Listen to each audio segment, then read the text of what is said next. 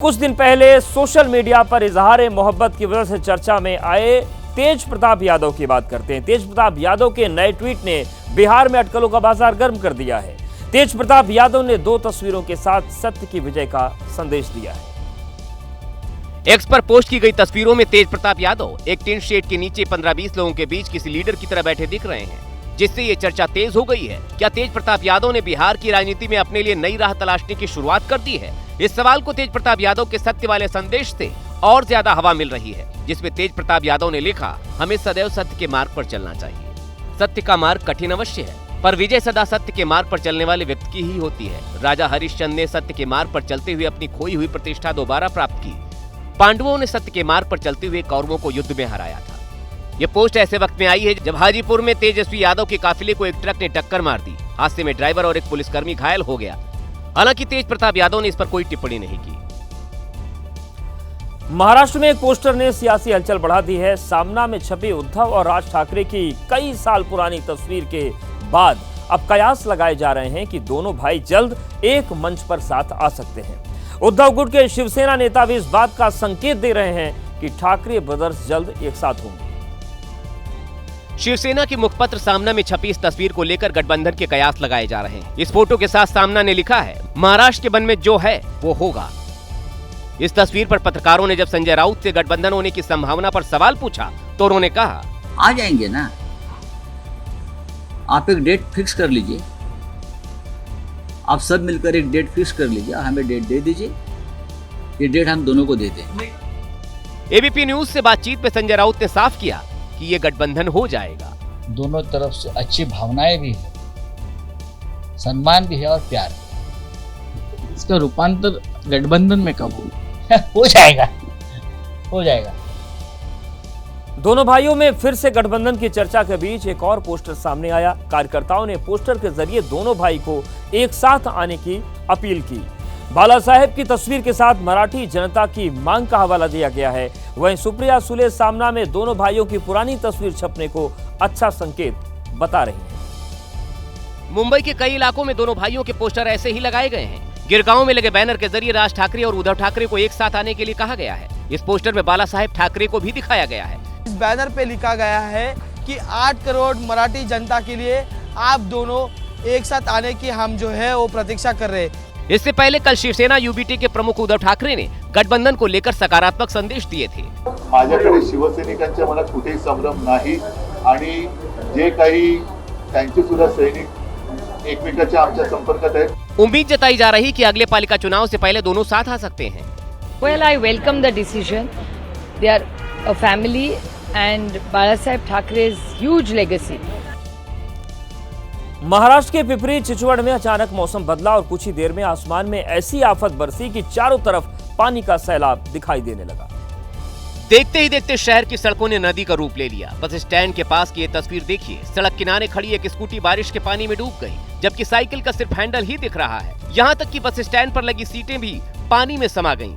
मुसीबत की इस बारिश के बीच कई कार पानी के बीच में बंद हो गईं। घुटनों तक भरे इस पानी के बीच में कुछ लोग अपने वाहनों को धक्का देकर गुजरते दिखाई दिए। तेज हवाओं के साथ हुई इस बारिश ने पिंपरी चिंचवाड़ की सूरत को बिगाड़ कर रख दिया। बेंगलुरु भगदड़ हादसे की आंच अब टीम इंडिया और रॉयल चैलेंजर्स बेंगलुरु के स्टार खिलाड़ी विराट कोहली तक पहुंच गई है। विराट कोहली के खिलाफ पुलिस थाने में अब शिकायत दर्ज कराई गई है। विराट कोहली के खिलाफ ये शिकायत सामाजिक कार्यकर्ता एचएम वेंकटेश ने कब्बन पार्क पुलिस स्टेशन में दर्ज कराई है। उनका कहना है, विराट कोहली एक बड़ी हस्ती है। विराट कोहली समारोह के मुख्य आकर्षण थे, इसलिए उन्हें सुरक्षा इंतजाम पुख्ता कराने चाहिए थे।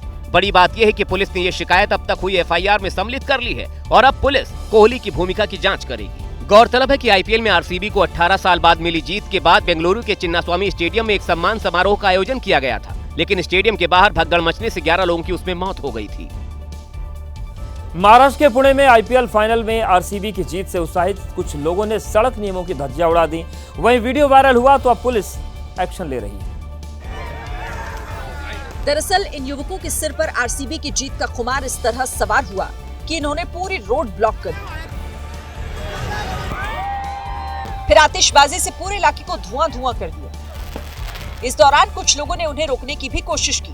यहाँ तक कि एक युवक आतिशबाजी कर रहे युवक पर डंडे भी बरसाने लगा, लेकिन आईपीएल में आरसीबी की जीत से उत्साहित युवक नहीं माने, आतिशबाजी करते रहे। ऐसे में एक पुलिसकर्मी आगे आया, उसने सड़क से भीड़ हटाने की कोशिश की।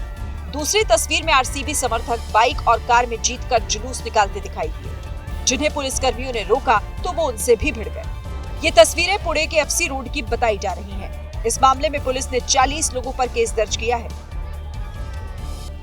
बिहार के समस्तीपुर में पिछले साल सस्पेंड किए गए सिपाही सरोज कुमार सिंह के घर एसटीएफ ने छापा मारा तो जो तस्वीर सामने आई उसने पूरे पुलिस महकमे को हैरान कर दिया। दरअसल छापेमारी में निलंबित सिपाही सरोज कुमार सिंह के ठिकाने से एसटीएफ को एक AK-47, एक इंसास राइफल और 2 अन्य राइफल और कार्बाइन मिली हैं। इसके अलावा एसटीएफ ने काफी संख्या में कारतूस और खोखे भी बरामद किए हैं। बताया जा रहा है कि करीब 3 बजे एसटीएफ की टीम ने सरोज कुमार सिंह के ठिकाने पर छापा मारा। एसटीएफ की टीम जैसे ही घर में दाखिल हुई, सरोज कुमार सिंह ने एसटीएफ पर फायरिंग कर दी, लेकिन एसटीएफ की टीम उसे गिरफ्तार करने में सफल रही। पुलिस के हत्थे चढ़े सरोज कुमार सिंह पर समस्तीपुर के मोहिउद्दीन नगर थाने में आधा दर्जन से ज्यादा मामले दर्ज हैं। जांच में सामने आया है कि सरोज कुमार सिंह प्रिंस मुखिया और नवीन सिंह नाम के 2 लोगों की हत्या की साजिश रच रहा था।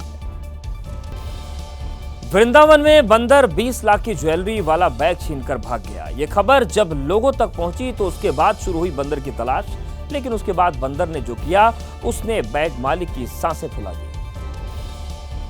बांकी बिहारी मंदिर के बाहर बंदर ने श्रद्धालु से उसका बैग छीन लिया और लेकर भाग गया। इस पर श्रद्धालु ने सभी से बंदर को पकड़ने की गुजारिश की। उसने बताया कि बैग में 20 लाख रुपए की ज्वेलरी रखी है। उसके बाद बंदर को पकड़ने की कोशिश शुरू हुई। अपने ज्वेलरी बैग के छीनने से परेशान अभिषेक अग्रवाल ने पुलिस से मदद मांगी। करीब 8 घंटे तक बंदर ने सबको दौड़ाया। थक हार कर आखिरकार एक झाड़ी में ज्वेलरी बैग छोड़कर बंदर भाग गया। पुलिस जो चौकी इंचार्ज हमारे बाकी बिहारी के और जो उनकी टीम है उनके द्वारा इसमें काफी प्रयास किया गया और झाड़ियों के बीच से जाकर उनका पर्स बरामद करके जो श्रद्धालु आए थे उनको सुपुर्द किया गया, जिसे जब खोला गया तो उस पर रखी पूरी हीरो जड़ित ज्वेलरी सही सलामत मिली। मथुरा में बंदरों की ऐसी हरकतें आम बात है। कांग्रेस नेता राहुल गांधी मोदी सरकार पर लगातार हमलावर हैं। राहुल गांधी ने प्रधानमंत्री नरेंद्र मोदी पर एमएमएस वाला प्रहार किया है, जिससे बिहार चुनाव से पहले बड़ा सियासी बवाल छिड़ गया है। बिहार के गया दौरे पर राहुल गांधी ने महिलाओं से संवाद किया। राहुल ने सोशल मीडिया पर इस बात का एक हिस्सा डाला और लिखा, एक एमएमएस थे डॉक्टर मनमोहन सिंह, जिनके नेतृत्व में यूपीए ने मनरेगा दिया, जिसने करोड़ों गरीबों को रोजगार और सम्मान दिया। और दूसरा एमएमएस है मोदी मॉनिटरिंग सिस्टम, जो गरीब मजदूरों और बहनों से उनका मेहनताना तक छीन रहा है। ये सिर्फ शोषण नहीं, अपमान है। राहुल की एमएमएस परिभाषा में एक तरफ मनमोहन सिंह के काम की तारीफ है और दूसरी तरफ नरेंद्र मोदी के काम पर सवाल। मनरेगा में 2015 से मैं काम करती हूँ। सबसे कितने दिन काम करती हैं साल में? साल में हम लोग को बहुत संघर्ष करने के बाद लगभग 15 से 20 दिन के काम मिलता है। हाँ, लेकिन सरकार तो वादा किया है कि 100 दिन का, साल में 100 दिन का नहीं मिल पाता है। राहुल गांधी ने माई बहन योजना का ऐलान किया और बिहार में सरकार बनने पर महिलाओं को हर महीने 2500 रुपए देने का वादा किया। यही नहीं, राहुल ने बीजेपी और नीतीश पर बिहार को देश की क्राइम कैपिटल बनाने का आरोप भी लगाया। उत्तराखंड की राजधानी देहरादून में तब हड़कंप मच गया जब अचानक 8 से 10 गाड़ियों की आपस में टक्कर हो गई। चश्मदीदों की माने तो किसी गाड़ी का टायर फट गया था और इसकी वजह से यह हादसा हुआ। देहरादून हरिद्वार नेशनल हाईवे पर भगदड़ जैसे हालात देखने को मिले, जहां अचानक ही कई गाड़ियों के आपस में टक्कर हो गई। हादसे में 8 से 10 गाड़ियों को नुकसान पहुंचा है। वहीं तस्वीरें खुद बता रही हैं कि यह हादसा कितना भयावह था। हादसा देहरादून की छिद्दरवाला रेड लाइट के पास हुआ। चश्मदीदों की माने तो रेड लाइट पर गाड़ियां खड़ी थी, लेकिन तभी अचानक कई गाड़ियों की आपस में टक्कर हो गई। इससे मौके पर अफरा तफरी मच गई। गाड़ी से पीछे बड़ी जोर से धक्का लगा, बस अब क्या बताऊं क्या हुआ है। बस आँख देखा तो पीछे सारा ये हो रखा था, गाड़ियां टकरी आपस में, किसी का शायद कुछ पीछे टायर टूर फटा है, कुछ फटा है कुछ। हादसे की वजह से रेड लाइट पर लंबा जाम लग गया, जहां पर गाड़ियों की लंबी कतार देखने को मिली। मौके जब पुलिस पहुंची तब जाकर जाम खुलवाया जा सका। तो ये थी आज की एबीपी रिपोर्ट। कल भी जारी रहेगी खबरों की खोज। एबीपी न्यूज पर लगातार खबरों का सिलसिला जारी है।